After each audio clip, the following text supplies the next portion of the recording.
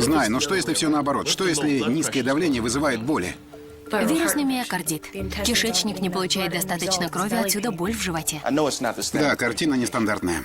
Один случай на 10 миллионов. Да, как раз наш случай.